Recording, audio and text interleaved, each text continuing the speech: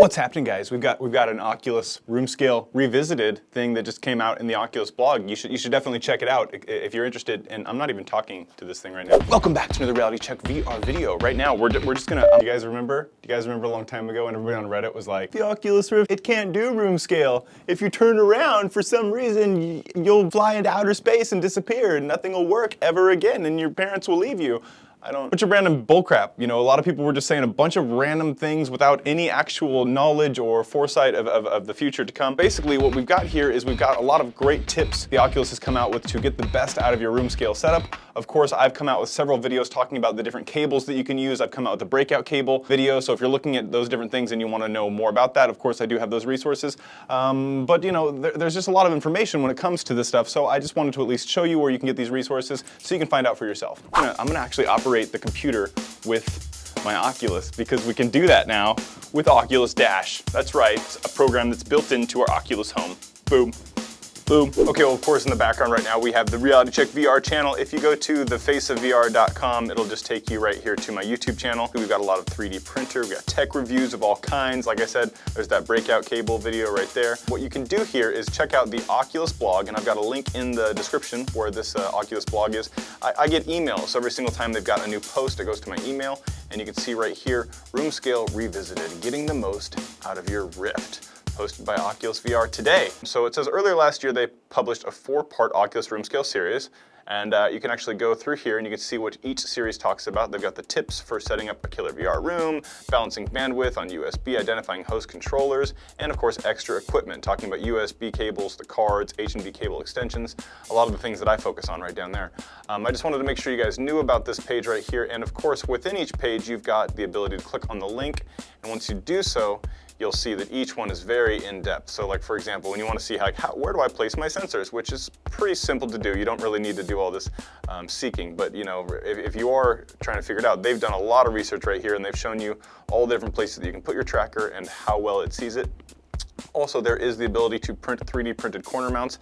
If you guys are available or have seen Thingiverse, if you have a 3D printer, on Thingiverse there's a bunch of different mounts available, including all the mounts that I print. I also put them on Thingiverse, available for free for people to print if they need so, if they have the ability to do so. Anyway, that's just something you definitely want to do, is do those things. Also, if you don't have a 3D printer, I do have ProVRgear.com, which I guess I should open that up. And okay, so when you come to ProVRgear.com, what you do is you just have a basic selection of ceiling slides, wall brackets, modern mag mounts, which are the magnetic way of putting your sensors up. I've got a video on that as well. And then of course down here we've got some ways to hold your skeleton holders, a way to do your mixed reality, and then we've got the breakout cables, wall mounts, mag lifts, which are the things I use on the ceiling right here. So this is going to be where you can find those different things right there. As you can see, the cable is actually going above my head right now, and I actually take the cable, I put it to the middle of my headset, and from there I've got the mag lifts that kind of hold it up. And they're just like basically, you know, lanyards, and I'll show those in a second. Right here, I do want to kind of just go into each page really quickly to mention to you guys, just kind of show you what these things have. I mean, obviously, they recommend a lot of times to do, you know, 2 USB 3s and then 1 2.0, and that is very obviously because most motherboards will not support such a high bandwidth. So unless you've actually got a separate card, or unless you've got like, you know, some kind of an add-on on your computer, you're not going to be able to do all the 3.0s. I actually have a card added, plus I've got, you know, a nice motherboard, so I'm able to do all 3.0s across the board. All 4 sensors and my headset are all 3.0. So I'm actually using 5 3.0 extensions on my computer, and they're all working right now. I'll actually be able to show that as well. Identifying host controllers. All right, so if you want to identify your host controllers, you go into the device manager. It's going to show us here. Yep, go into the device manager. From there, you can actually see where all your Rift sensors are, and you can see how they're connected through which host. From there, you can see if you've got the right drivers updated and whatnot. I use Fresno drivers for mine, and of course, I did have to update those recently when I did the Oculus 2.0 update. So, okay, what we're going to look at right here, this is where it's going to talk about these different cables that you can use for your Oculus Rift.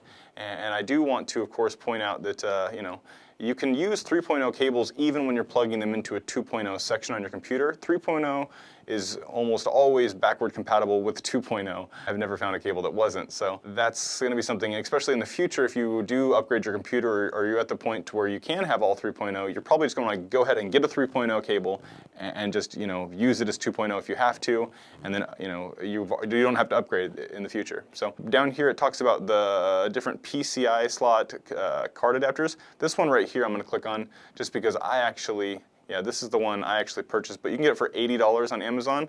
So this card is available for $80 on Amazon. I'm going to make sure to put that in my list. And actually, talking about Amazon, now that we're here talking about this stuff, so here on the Amazon list we have Reality Check VR top picks, and you can just kind of see, I'm going to be filling this up with just different things I purchased for the channel, as well as different things I highly recommend in the reviews. So that's a spot where you can find the different cables that I use.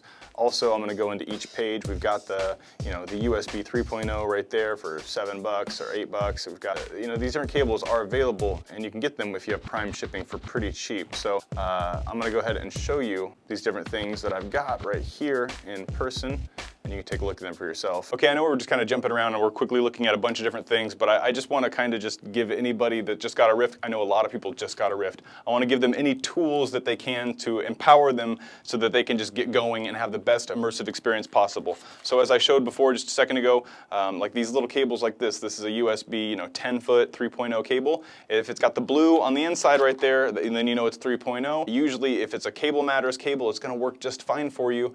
You want to make sure it's a higher quality cable. You don't want to go with low quality cables if you're having any problems. It's, you know, generally because the cables need to be a higher quality cable. So one that looks like this is going to be the 15-foot cable. It's got kind of a bigger end. It does have a spot for a power cable in there, but you do not need to add any power to this cable at all. Actually, it's on this side. You do not need to add any power at all to this cable as long as you're only using one of them. If you decide to use two of these cables, one plugged into another, then you do need to use a power cable, and the power cable costs about $8 as well. Can you say HDMI repeaters? That's right, they help a lot. So get your HDMI repeaters. You only need one. You only actually need one. And that'll actually work for your headset. And if you want to make all your cables look nice, you can always wrap them up in this nice mesh. It comes in a nice little package like that, and it's really easy to use. When you want to put the cable in, you just simply take it and you push it together, and it makes it nice and thick and fat, and you can get everything right through it. And then you just push the cable through, and you just do that the whole way. It's really easy to do. That's all that stuff right there. Pretty sure this is close to the end of the video. I'm missing one thing. I'm missing one thing, guys. There was this thing that happened to me again, for like the third time. Can anybody guess what it is? Something wrong with this picture.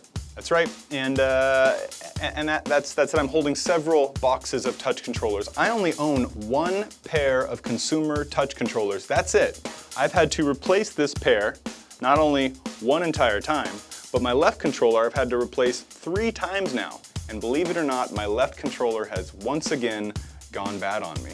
So if you play a lot of Echo Arena, as you can kind of see behind me, this Echo Arena game, you know, it's one of those ones where you're always pressing the buttons as hard as you can, and that Y button on the left controller, I think it's on the right controller, it would be on the right controller, it's the B button, but you hold them down all the time to use your thrusters to move forward, and the big problem is when you're doing that, you know, the buttons actually end up going bad. So I'm going to have to do my 1, 2, 3, I guess my 4th RMA of my left touch controller. My right one is still working fine, so I've only ever had to have, you know, 2 of those.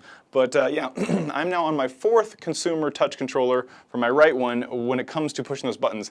I do not think any other games make the controllers do this other than Echo Arena because of the amount of force that you can push with your hands while you're playing, as well as, you know, the amount of time that you're doing it for. And, you know, I only can imagine people with larger hands or people who are stronger than myself, you know, they are definitely going to be killing their controller. So I just wanted to mention, you know, that is something to be wary of when you're playing that game, and make sure you get a hold of Oculus if you do have any problems. I haven't heard back from them yet here on my 4th one, but I'm hoping I hear back pretty soon. Okay, and that's it, right? That's it? That's it?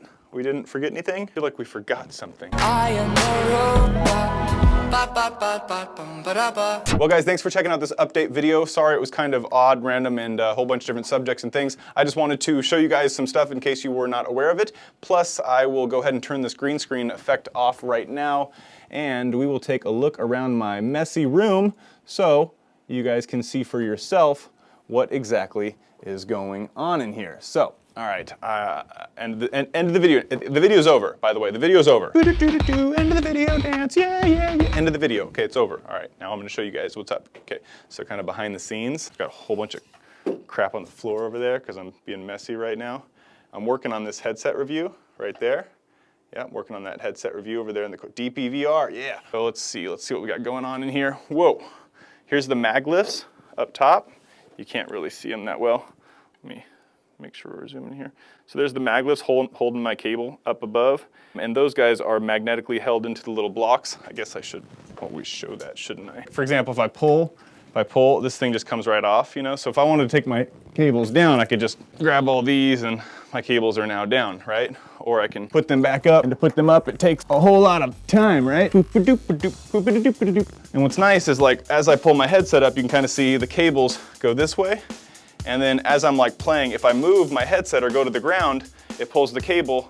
And as I stand back up, well, usually, as I stand back up, yeah, the cable goes right back up to the piece there. So you've got the ability to kind of move your headset around your room, and it pulls it back up, and there you go. So anyways, that is my solution right there. If you guys haven't seen it yet, I'm gonna go ahead and end this video right now. I wish my controller didn't break. I really genuinely wish that my controller was not broken right now, guys. Man, that makes me sad. I got a lot of VR games I need to play. I'll see you guys soon. Bye.